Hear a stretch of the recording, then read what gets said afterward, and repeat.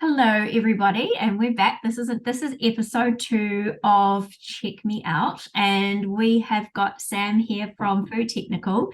Right. Hello, and Sam is a food technologist, one of the key parts in your journey to FMCG. Somebody that you'll need when it's time to take your recipe from something that you made at home to scaling it up to actually for mass production. So let's start out with Sam. Can you tell us exactly how do you become a food tech, and what is it like that is important about food techs when it comes to having a product business? Cool. Yeah, absolutely. So a food tech is you study food technology and science and manufacturing. And so it's kind of a combination of understanding how food works in its form and how long it will last and what ingredients to combine, and then how to produce it. So how to scale up a process, how to make it in a commercial way. And then it's essentially about putting those things together. So yeah, a food technologist can be helpful both from a formulation perspective, so taking a product if you've got a product that you've made at home, taking it into a more commercialized formulation or recipe.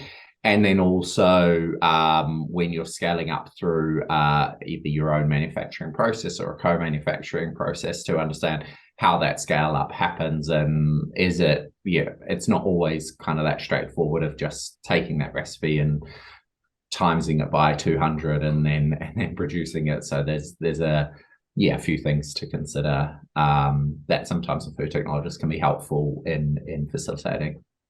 Awesome. Okay, so say if I had a base recipe and I've done all I've got a recipe that I've made at home and it's great, and then I've taken it to farmers markets and people are really happy with it. And that, what are some of the key things that I need to think about when I come and talk to somebody like you to take it from just being a farmers market to actually say scaling it to a point where I'm going to do e-commerce or I'm ready to go into retail?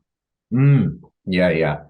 So the first thing to consider is exactly what you ended on, which is what your market is. So where you're going to be selling the product, because that drives your volume expectations, and your volume expectations allows you to narrow what kind of opportunity you would have around manufacturing. So kind of working backwards, work out where you want to sell your product and what that might look like, then work out, and then we can help with working out how what that would look like from a production facility point of view. And then it's about finding the right type of manufacturing setup for you. So there's kind of three different major steps from a manufacturing process. One would be find a co-manufacturer who can produce the product.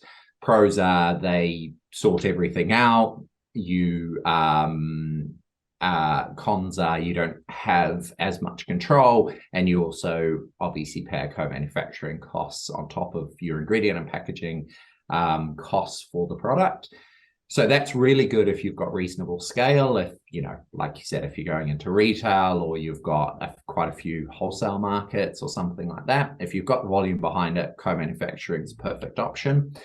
Then you have the middle ground, which is something like a food bowl example, where they have a commercial size manufacturing process. So you maybe do slightly lower volumes, but you're producing it yourself. So you'd be going in there with all of your ingredients and your process. You'd be producing it through commercial equipment, doing it on a larger scale, but doing it yourself. So you have control over the process. Costs probably quite similar to a co-manufacturer depending on volumes. But obviously there's more time input required from that perspective. And then there's the third, which is either you set yourself up in a commercial kitchen or you set yourself up in a manufacturing site yourself. Bit more kind of outlay tends to be at the start, but if you're confident on your idea and you want to keep control of that process, then that's the option. So once you have an understanding of what your manufacturing option looks like, then you can formulate your product to fit into that. So there's a few things that you need to consider, which is what batch sizes you're going to do, what kind of ingredients that you're using at the moment, and if those are ingredients that are also available on a commercial scale. There's quite a few ingredients that you might find in the supermarket that aren't available on a commercial scale, or they may be available, but they're only available in, you know, you have to buy 2 ton of it and you only need 25 kgs. So working out what the right type of source of ingredient is very important, and sometimes that can change your product because the specifications of the ingredients that you're buying on a commercial scale could be very different to the specifications of the ingredients that you're making in your kitchen or in your own facility. So that's something to consider. And then, yeah, batch sizes can change how the product performs. So things like, you know, bake loss, if you've got a baked product, moisture loss in the baking process.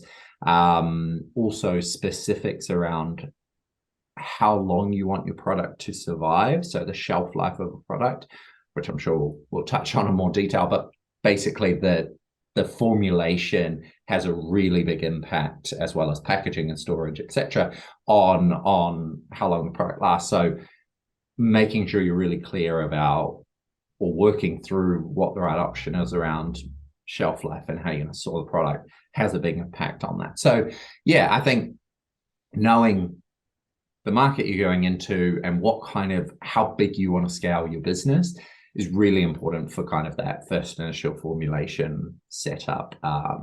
It kind of drives everything. Cool. And I understand that if you say retail is your end goal, that there are stipulations that the supermarkets have as well on things like the product size. So obviously what size in grams. They say they wouldn't want any less than a baked baking mix that would have 250 grams, or the size of your packaging, but also there's stipulations around shelf life testing. So if we talk about shelf life testing, because that's something that always I find when I talk with new clients, particular, is that it catches people out because they're not aware of the time that takes. Yeah, absolutely. So yeah, just to touch on the retail perspective. So yeah, retailers have a requirement on like the minimum shelf life that a product of a particular category needs to have.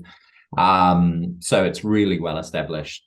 I don't know what it is, but like say if you were to launch a hummus, they already know how long a hummus needs to last to make sure it sells through in the time. So you would have to understand that and kind of meet those requirements. So when you're developing or when you're determining your shelf life, it really depends on the format of the product. So, you know, if you've got a dry ambient product or a frozen product or a chilled product, and the processing that product goes through really determines the shelf life, and also determines how long that shelf life testing will take. Like say, for example, we're going to do a chilled, let's say hummus. You might be aiming for, I don't know, say 40-day shelf life, something like that. So for you to do a shelf life assessment on it, firstly, you would plus kind of 10 to 20%. So you'd be adding another 4 to 8 days. So let's say 48 days of shelf life testing. And then you'll do a few iterations, a few different formulations to make sure that you feel like you've covered it. But sometimes you don't quite get it right. So then you have to go back and do it again, do the analysis. So let's say 48 days plus you've got some micro testing in that, another week or so. You might be talking 62 months. And then if you do that again, that's 4 months. So that can be quite a long time. And at that point in time, you're often at the point where you've done a kind of larger scale setup, you've done your formulation, and you're probably doing your labeling in the background. So yeah, it can sometimes, a shelf life assessment can often be your driving your critical path in terms of when you're actually able to launch. It tends to be the last thing that you sign off, and then you say, okay, great, now I know my product can last this long. Sometimes with say an ambient product, so say for example say we're doing a UHT, so ultra high heat treated milk or plant milk or something like that, that might have a kind of 12-month, 2-year shelf life, something along those lines. You don't want to wait 12 months or 2 years to know if a product is going to be okay for that period. So there's something called accelerated shelf life, which there's quite a lot of established procedures around products. So what you do is you increase the temperature and the humidity of how you're storing it, and then that is a replication of how the product likely will perform over that period of time. There are some changes, but say for example, to do a shelf life for 12 months in an accelerated environment, you may only have to do that for 3 months. So you're able to, after 3 months, give your product a 1-year shelf life, which helps to kind of speed up the concept to launch timings. So yeah, it can be a real stickler. It can be the thing that kind of basically determines your success or failure before you even get started. Wow, and that is a big one. That's definitely something that I find when I speak with clients that they sort of are unaware of. So that's a really important thing to remember if you're watching this, is that be prepared for your shelf life testing. In fact, I would probably say it would be an ideal thing to know a lot more about what your shelf life testing looks like before you even start with your manufacturing. Yeah. Cool. And when you mentioned labeling in there, and obviously that's a very big one to do with me and what the part of the business that I actually work on. I know that there are a lot of regulations that come into particularly, and they're different country to country. But if we focus on New Zealand and Australia, there are a set of guidelines around what you can and can't say on packaging. So, for example, if we look at, say, I've got a health product and I want to say that it's got lots of good vitamins in it. What would you say to me if I came to you and said, hey, I want to put on my package that it's high in vitamin D and C? Yeah. So the first thing is to determine what category the product would fit into. So the first category that we deal with is food products, and those have regulations around what you can say on them. Then you have supplemented foods, and then pharmaceutical type foods, or maybe not foods, pharmaceutical type products. So wherever the product sits can change what the labeling standards are. For a food product, if you were to ask about that, it would depend on, that would be what's called a nutrient content claim. So that just simply says that a product needs to, and in Schedule 4 of the labeling guidelines, there is an outline of what composition the product needs to have to be able to make that particular claim. So for something like a vitamin or mineral claim, it tends to be a proportion of the RDI. So say, for example, 25% of your RDI of vitamin C. If you have that, then you can say this is, high in vitamin C, for example. There are also general health claims. So there's 2 high-level health claims and general health claims. High-level health claims is things like it basically has a specific disease association with a diet. So a low sodium diet, you could say this product is a low in sodium, and a low sodium diet contributes to a lower blood pressure, for example. So there's like a clear association there. Then you have general health claims, which is where a product, there is an intrinsic value in it, but it's not associated with a disease or something like that. So things like vitamin C contributes to normal immune function, is something you would be able to say if it met the criteria, and the product also meets the criteria. So there's a few things that discount some products if they're too high in saturated fats or things like that, that then you can't make those particular claims. Awesome. And if you wanted to test, say you had a product that had that you wanted to know what the specific vitamin content was in the formulation. I had a formulation for an orange juice, and I wanted to know how much vitamin C was in a 100 mils of a 100 ml dose of that orange juice. How would I go about finding that out? So you would send it to a lab, most likely, to get that tested. If it's a formulated product, so like, say, for example, a powder product where we're adding a powdered vitamin C, we can then deduce what that proportion might be, but to make a claim, you still advise that you do the testing in a lab to determine that. And one thing to note is that some vitamins and minerals do degrade over the shelf life. So in your juice example, you would want to test it at the start of shelf life, and then you'd want to test it at the end of shelf life, because your claim has to basically say that it will always have this amount of vitamin C in it, not just at the start of shelf life. And it's often also advisable that you test it on multiple batches, because things change in your production run, like an orange juice. If you're relying on the naturally occurring vitamin C, that can vary quite a lot, based on where the oranges come from, what the season is, how they've been treated, how they've been stored, that kind of thing. So you want to test on a few batches to give you confidence that is the proportion of what's in there.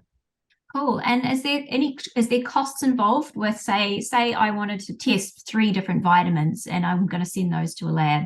Would that be like a cost to test per vitamin? Yes. Yeah.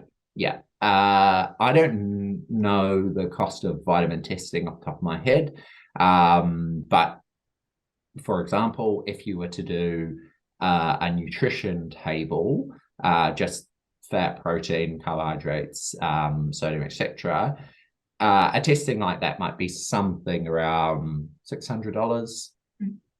Cool. Yeah. Now, are there kinds of products that don't need a nutritional table on them? There are, yes. So some things are exempt based on, I believe, the size of the packaging. Also things like single ingredient, some single ingredient products, or it can be based on the packaging. Things like tea, for example, don't need nutrition labeling. So yeah, it's good to understand what your labeling requirements are early on, so that then you can then you know what your kind of costs and what processes you need to go through as you go through the development journey. Cool. And I think as well, when we talk about the creative side of things, the process that works between, say, myself and you, when I'm helping somebody to design a product, I would the client would say to me, okay, this is what I want to say on the product, and then knowing the knowledge that I have in the many different products that I work with, I can say, okay, we can't say that, but we could try and say this. And then I would send it to you, and then it would be up to you to go, okay, yes, that's okay to say, and that's not okay to say. Yeah. And so obviously there are a lot of things that people don't know, and that is that there's a difference between saying, high in protein and a good source of protein. Can you give us a little bit of information about those kind of claims? Yeah, absolutely. So so those would be classified as a nutrient content claim, so similar to the example we spoke about with the vitamin C. So yeah, if you want to make a contains protein or source of protein claim, I believe it's believe it's 5 grams per serve. So that's actually an interesting differentiation between. So some are based on, as I mentioned with vitamins, the RDI, proportion of the RDI. Some are based on the amount per serve, and some are based on the amount per 100 grams. So sugar, for example, if you want to make a low sugar claim, that's based on a proportion per 100 grams or 100 mils, depending on if it's a liquid or solid product. And whereas the protein is based on the proportion per serve. I guess it's just purely to make it more, if it's something that's of benefit, you want a bigger serve of it. If you want something that's not of benefit to you, it tends to be a smaller serve. So there's kind of, just so that there's not too much manipulation around getting a claim and just having a tiny serve size, for example, or a huge serve size. So so the difference with a protein claim is, so it might be 5 grams for a source claim to say, yep, this has got protein in it. But if you want to say it's a good source of protein, then I think it's 10 grams per serve. And for some products, that's actually a lot. It might only be a 50-gram serve size. So it has to be a really high proportion of that's actually protein. So, and then the other layer of it is where you say lower or higher. So it's a comparative claim. So that's where you're comparing your product to either a previous version of a product, or a current version in your range. Like, say, for example, mayonnaise, you might see 25% lower in fat compared to our standard mayonnaise. So that's a comparative claim against your current product. There's also an option of comparative claims against market leaders or market averages. So where you're trying to differentiate yourself to competitors, that can be a little bit difficult, because if they change their formulation, you might then have to go and change your packaging because it might not match up. But that is still an option. It just needs to be, the requirements are, it just needs to be very clear to a consumer that that's the comparative product. Or, say, for example, if we were to make spaghetti and we said in a can, and we said, 25% lower sugar than the market leader, it would be very clear to everyone who the market leader in that category was. So we wouldn't have to give any more explanation. But another category, like, say, peanut butter, for example, might not be as clear because there's a lot of competitors in that range. Amazing. Oh, that's really good. Okay, so we've got to the end of the process. We've done all our formulations. We've got a nutritional table. We've got all our vitamin claims in there, and we've gone through the process where you and I would go backwards and forwards in making sure that everything's up to standard. What then happens for it to be signed off or ready to go? And then who, after that has been signed off, who is then responsible for the information going forward that is about that product? So generally the process is, we would, if we were working together on this, if we're involved in the development, we would provide the information, the technical information, then you would put that into the label, and then collectively we would all sign it off. So everyone who had an input into it would all sign it off from their perspective, make sure, check everything's right. So at the end of the day, we would take responsibility that we're providing the correct information, but it would be the responsibility of the person developing it to make sure, or the person whose product it is, to make sure that everything stacks up and is the way that we've said it is, and that it's along those lines. And we would just double check that it's compliant. Cool. Awesome. Okay. And lastly, if there were a couple of bits of information or advice that you wanted to give to somebody who was at the point where they're ready to take a product from its infancy into manufacturing, what advice would you give? So I think the first thing I would probably say is just really spend a bit of time doing research on your market. So it doesn't have to, there's a lot of expensive market research that you can purchase, but it doesn't have to be like that. It's just about talking to people, sampling products, like the analogy you mentioned before, about someone taking their product to a farmer's market. That kind of information, when it's direct to customers, can be really invaluable in terms of the direction you want to take your product.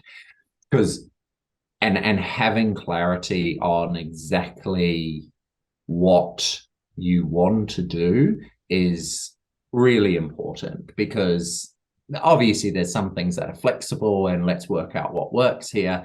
But in terms of kind of like the key buying decisions from a consumer perspective, knowing that from the start and being flexible about the other things in terms of how it's presented or what packaging format it's in or size, for example, that can, that there is a need for a little bit of flexibility there when you're going through the development process, particularly if you're working with co-manufacturers. But knowing what those key attributes are, or key propositions or USPs are of your particular product for the consumer before you kind of set out to do it is really important. Just coming and saying, oh, I want to make I don't know, a new muesli bar, but I'm not sure what's in it. I just really want to do it. It's really hard to kind of form a direction from a proposition like that. But if you said, I want to do a new muesli bar that's going to be, high in protein. I've got these unique New Zealand ingredients. I'm going to make it this size because I want it to be this nutrition profile, or I just want it for this type of customer group. So I want it to be lower in sugar. And if you have like a rough idea on really what the product is and who it's for, it makes the whole process a lot easier. And I imagine from your perspective, it does as well, like knowing what type of customer you want this product to appeal to and what type of packaging it might be in. You don't have to know everything, but just knowing the direction and what's unique about it is, makes that process a lot easier. Amazing. Oh, well, thank you so much for your time this morning, Sam. I'll pop up a link to Sam's from Food Technical, so we'll get some details for anyone that's looking for an awesome food tech. And thank you so much for your time. You're welcome. Yeah, thanks. Thanks for your time too.